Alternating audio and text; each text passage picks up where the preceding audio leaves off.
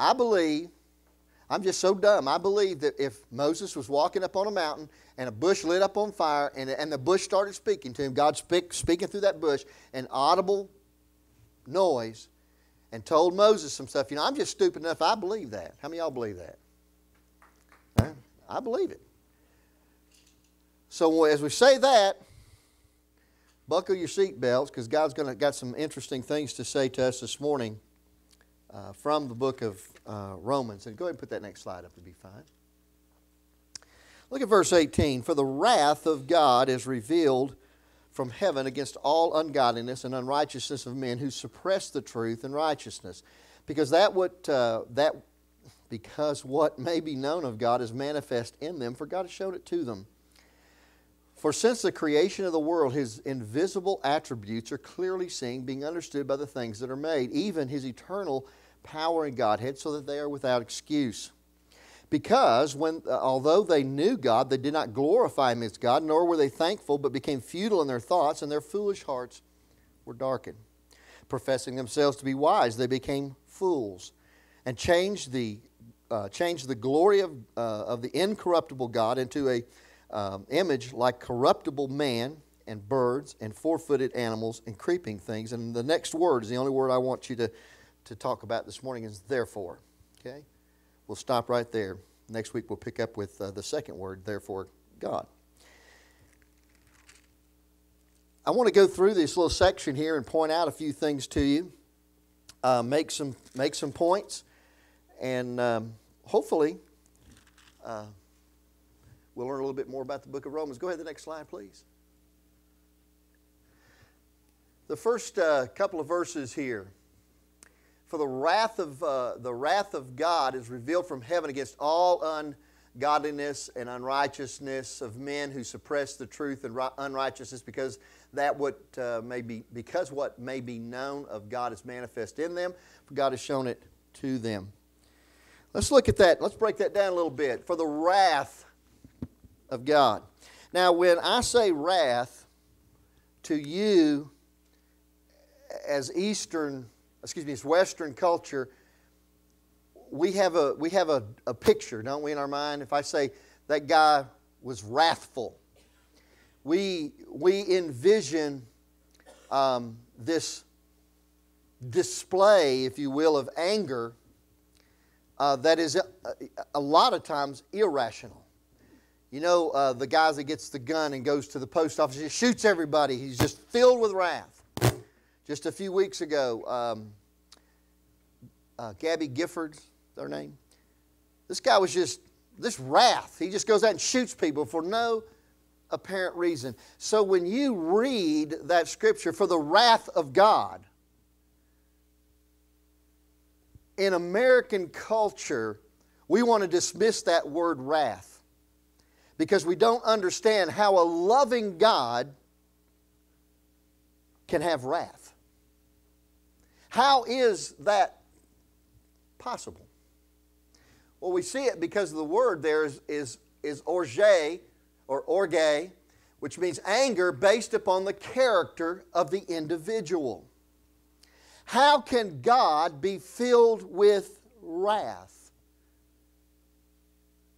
if He's a loving God? I think that's the answer, isn't it? Because He's a loving God. Because He loves, He cannot tolerate things that go against His character. If God were a liar, then lying would be right. Do you see what I'm saying? If God were a liar, then lying would be right. But because God is not a liar, because God is a truth teller, lying is wrong. Look at these next couple of words here, and we'll get in this a little deeper. The wrath of God is revealed from heaven against ungodliness, asebia, which means a want of reverence toward God, and unrighteousness, which is adikia, which means a violation of divine law. So he says His wrath is against, first of all, ungodliness, which is the failure to reverence God. We put the two words together sometimes in our culture. We say unrighteousness and ungodliness are the same thing. But in the Eastern culture, in the Hebrew culture, in the original Greek and how they understood things, ungodliness was different than unrighteousness. Ungodliness was the failure to reverence God, to put God where He belonged, which is on the throne. So when men began to take God down from where He rightfully belonged and bring Him down to their level, that was ungodliness. But then unrighteousness is an outward act of disobedience toward the known will of God. For example, lying. That is unrighteousness. Now, because of God's character, He has wrath toward people who don't follow those rules. I don't like that. Well, I don't either, but it's there. You see, if I could be God or make God, God would be a little more flexible. You know what I'm saying? He'd just be a little more flexible. I didn't use God's name in vain much. I was only slightly drunk. I just looked at the swimsuit issue. I didn't look at Playboy. I'm only a little dishonest. And if I were God, I'd pat you on the back. I'd say, great, you're getting there. But God ain't like that. God says unrighteousness is a violation of divine law. I want you to understand that law wasn't given. God didn't sit down one day and have maybe a council meeting and have all of His council, His leadership council, get together and say, okay, you know what? Those people down there are having way too much fun. Have you seen them lately? They're having a blast. We need to make up some rules so they don't have any fun. That's not how the law came about. The law is not given so that you don't have fun. That's not what it's for. First of all, the law is our schoolmaster to bring us to Christ. The law points to Jesus Christ, first of all. But in a practical manner, the law was given so that man would know the character of God. That's what the law was given for, so they would know who God was and how He was. And so what is Paul saying? Paul is saying that God's wrath, which is anger based upon what His character, is revealed from heaven against all ungodliness and unrighteousness. And you say, well, how's that possible? How does God reveal His wrath? Well, verse 19, because what may be known of God. I want to know God. I want to know about God. I want to know everything there is to know. May be known of God, look at this, this is a real interesting word, is manifest in them, inside of them, for God has shown it to them. Did you find that interesting? Well, what do you mean? Well, you can't go anywhere in the world that man doesn't have an innate desire to worship something. You can't go anywhere in the world. You can't go to the pygmies in Amazon. You get there, guess what they're going to have? Something that they worship. Why is that? Because God said it is manifest in them. It is inside of them to worship. I put it in them. Your atheist friend, your agnostic quote-unquote friend, he might be so atheistic you can't believe how atheistic he is, but God put in him a desire to worship.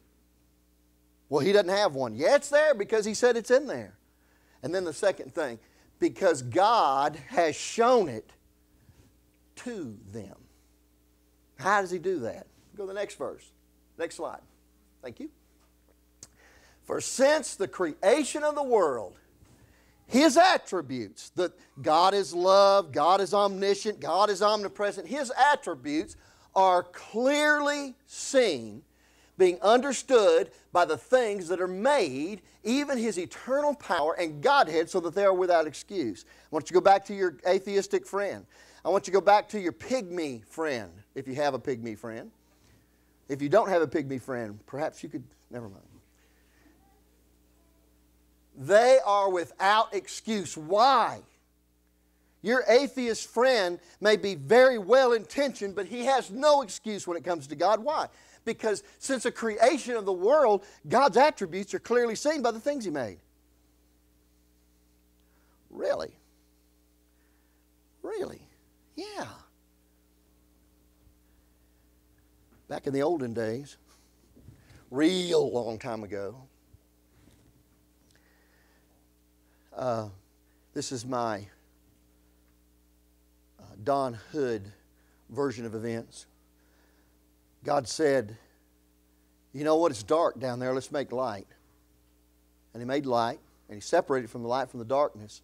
And the light, the division of the light and the day, He called morning and evening, and He said, then that was the first day. And then there was a second day, and a third day, and a fourth day, and a fifth day, and a sixth day. And all of that was done so that God and His attributes could be clearly seen. And while I'm here, I'm going to park here for a minute, put my car in park, get out, chase a rabbit. For those of you that are here, and you may be, because I guess since I got out of high school, it's becoming a bigger and bigger thing, that believe that first day, second day, third day, fourth day, fifth day, sixth day were ages, were eons, were millions of years between day one and day two, and all that kind of stuff. And some people are taught that. There's a Greek word or a Hebrew word for that. Okay? No, it's 24-hour days, dude. Well, I don't know if I believe that or not. Okay, well then make up your mind to believe the Bible. Because the Bible says the morning and the evening were the first day, the second day. The sun didn't come up for 46 million years and then go down for 46 million years and then come up. It's 24-hour days. That's the first reason. But you say, well, I still don't know if I believe that. Okay, let's just say you believe the whole eons and ages and all that kind of stuff. You've got a real problem going on here when you get down to about day 3. What's the problem? Well, the problem is if you read verse 3 in Genesis, God made the light. What is the light? How many of y'all think, what do you think the light is? Wrong! It's not. How do you know that? The sun was on the 4th day. Oh, well, wait a minute. Well, what was the light? I don't know. It wasn't there. Okay, don't know. But now here's your problem. On the 3rd day, God called the land up out of the water, and what else happened? What was on the land? What quote grew on the land? Plants. Now, all y'all that have had bio, I'm not trying to treat y'all like you're silly, but it's just funny how this all works out. What do plants have to survive? What?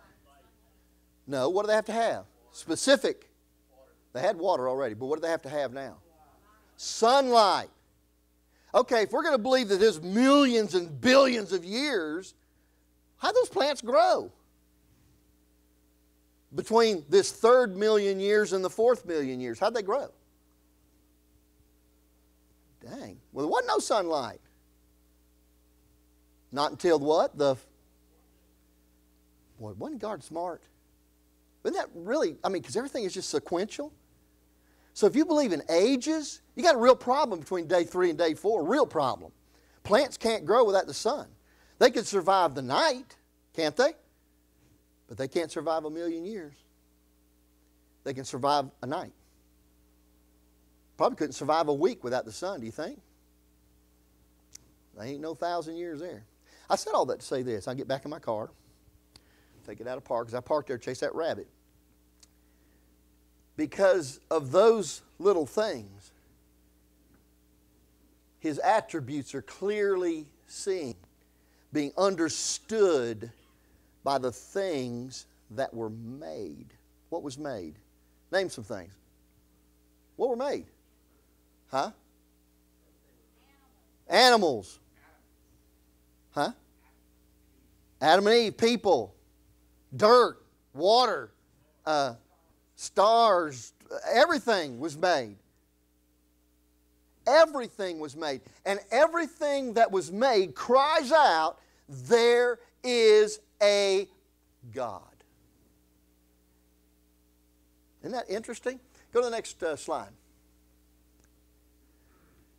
Psalm 24, verses 1 and 2. The earth is the Lord's and everything in it, the world, all who live in it, for He founded it upon the seas and established it on the waters. Now, how much of the earth does God own? Why? Because He made it. So everything. Look at this, Isaiah 40:22, one of my favorite verses. He sits enthroned upon the circle of the earth, which is interesting in and of itself. The circle of the earth? Where did all this flat earth thing come from? God said it was a circle long before, who was it? Christopher Columbus, I guess. And His people are like grasshoppers. He stretches out the heavens like a canopy and spreads them out like a tent to live in. Lift your eyes and look to the heavens. Psalm 24, verse 1. And that's the wrong psalm. That should be Psalm 19. Is that right? I can't remember now. The heavens declare the glory of God. The firmament shows His handiwork. You go out at night. Some of you will have the privilege of maybe going to Honduras, or you've been to somewhere else, and you get out in the country there, and there is no light pollution. None, zero. There's no headlights, street lights, or anything. And you look in the sky, you'll see stars that you've never seen before. You'll see things it will blow your mind. You'll see things that you can barely see on this hemisphere that you'll see down there that'll blow your mind. And God said every bit of that shows to man that there is a God. For by Him all things were created that are in heaven, that are on earth, visible, and look here, invisible. Wow. Whether thrones or dominions or principalities or powers, that's good and evil. That's everything good, everything bad. It was created through Him and, what's that next word? For Him. For Him. Well, you mean to tell me He created everything for Himself? Yeah, guess who's included in that? I don't like that. That's okay. My point being here that God says man has no excuse. Your friends or my friends, the people that are on, Discovery Channel, History Channel, National Geographic Channel, that make up all these documentaries about how the earth was really made and how there's no God because they figured it all out, and they've got all this paperwork and reams of computer papers and they've just proven it. You know what they are? We're going to find out here in just a minute. Go to the next slide. Because although they knew God, how did they know Him? How did we just discuss? How did they know Him? Because He spoke to them. Remember, He was in them and He showed Himself to them. But when they knew God, they did not glorify Him as God. They weren't thankful, and they became futile in their thoughts, and their foolish hearts were darkened.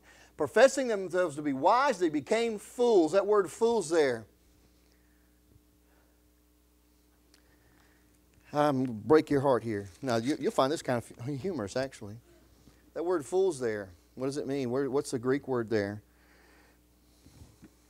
The Greek word is moros. M-O-R-O. Anyone want to guess what the word that we get from that word is? Moron. Let's just be honest here. Because professing themselves to be very brilliant and smart, they became morons. I mean, that's what the word says, okay? You know? And they changed the glory of the incorruptible God into an image made like a corruptible man and birds and four-footed animals and creeping things. When they knew God, They didn't glorify Him as God. But they decided to change Him into what? Wow. They changed Him into an image like man. They worshiped man. They began to worship themselves. How does that happen? Well, it's pretty simple, really. We're arrogant, aren't we? We're arrogant. So now we believe that we got all the answers. So I don't need God anymore. And after all, this God guy, I've never seen Him. But they go back to what I said before. He revealed Himself to them. Birds and four-footed animals and creeping things. Guys, that's worshiping cattle in India. That's worshiping birds in certain parts of the world. And that's worshiping, we find out later, the creation more than the Creator. That's when we begin to look at the creation as more important than the Creator. Probably one of the big things back in their day that they knew about was the Nile River overflowed its banks every year, and it brought fertile ground so that they could grow crops. And rather than saying, wow, God's been good to us, look, He let us live by this river, and this river overflows, and now we can grow crops, what did they do? They began to worship what? They began to worship the river. They began to say the river was an entity. The river was a God. The river did this for us. They began to say the sun is our God because it gives us warmth. They began to say, well, the weather God is angry with us, so we got snow. They changed God.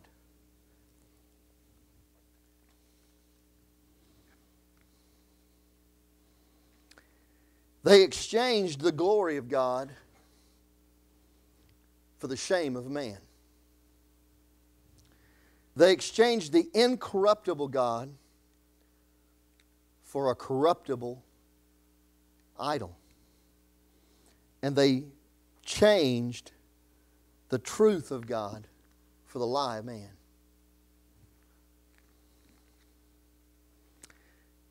I'm not going to turn there. I'm just going to quote it for you. But Hebrews chapter 6. Why is this important? Wow, I don't know. Because we're going through the book of Romans and it was the next section. And you would be partially right. But partially you'd be wrong. Why is it important to understand who God is? Or just to understand that there is a God? Which essentially is what Paul's saying. It's just important that you know that there is a God. He does exist. Because Hebrews says in chapter 11, verse 6, without faith, it is impossible to please Him. Who? God. For he that cometh to God, you ready? Must believe that He is. Do you understand that your friend, my friend, the people in the world, whatever, they cannot come to know Jesus Christ until they first understand that there is a God. He does exist. You can't go around that. I believe in Jesus. I believe that Jesus died for my sins and yada, yada, yada. But I tell you what, I don't believe that God thing. Now, how silly does that sound? It's so important that Paul took, and you're going to find out, several verses to talk about the importance of knowing that there is a God and you and I are accountable to Him. So I'd like to challenge you to do. I'd like to challenge you to first of all do two things this morning. And some of this will be really easy for you. The first one will be easy for most of you. I'd like to challenge you to challenge your friends that there's a God. He does exist. He's out there. He's real.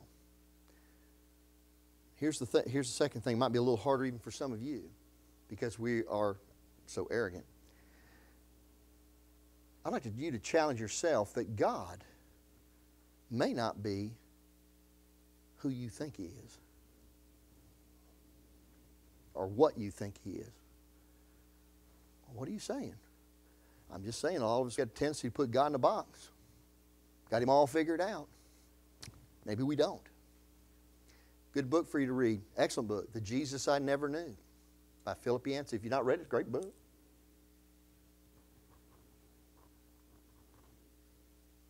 And that's if you're not reading your Bible. I really think you read your Bible first. That'd probably be the best thing.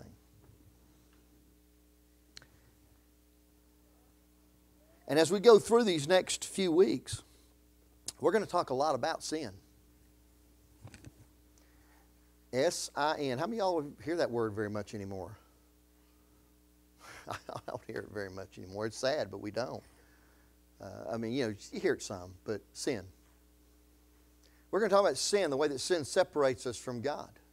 Sin prevents us from knowing God and prevents us from serving God, and it prevents us from worshiping God for who He is. Our sin causes us to change the glory of the incorruptible into a corruptible. Well, how do we do that? I'll give you just one example. So many of us, and I'm not saying this is sinful, just go with me on this. So many of us, if we took away, could get to your heart, my heart, pull it out, are we dependent on God? I mean, truly dependent upon God? What if you lost your job and your house and everything you had tomorrow? In 1930, the Great Depression, the crash, 29, whatever the crash was, 29. A lot of people had it happen to them. And I'm not saying it's going to happen tomorrow, I don't know. And you know what they did? What did they do? Jumped out of windows. Because no matter what they said, the reality was that wasn't, no matter if they said, well, I trust God, the reality, when the reality was moved away from them, they realized that they didn't trust God, they trusted in their riches. How many of y'all, when you were singing a little while ago, that it crossed your mind when Darlene Scheck said, all the words I can't remember, but we would lay down our lives, we would give everything we have. How many of that crossed your mind saying, well, I don't know if I'd really do that or not. I'm just saying. Well, I just tell you, I was back to back. I was thinking that. Would I do it? I don't know. And if it's okay with God, if it's okay with Him, it's okay with me, then I don't have to find out tomorrow, okay? That's great. That's great. But what are we really dependent upon? It's our sin that separates us between us and our God. Us, our will from His will. It's sin. But I'm so thankful that a little bit later on, in Romans chapter 5, the Apostle Paul in verse 20 says, but you know what? Where sin grew, where sin became strong, where sin abounded, where sin took over, where sin became so large, Paul said, grace became larger. Grace was bigger. Grace was greater. So I got this terrible sin, now that you mention it, between me and God. I don't know what to do. Take it to Jesus. His grace is greater than that sin. His grace is greater than the result of the poor decision you may have made in life.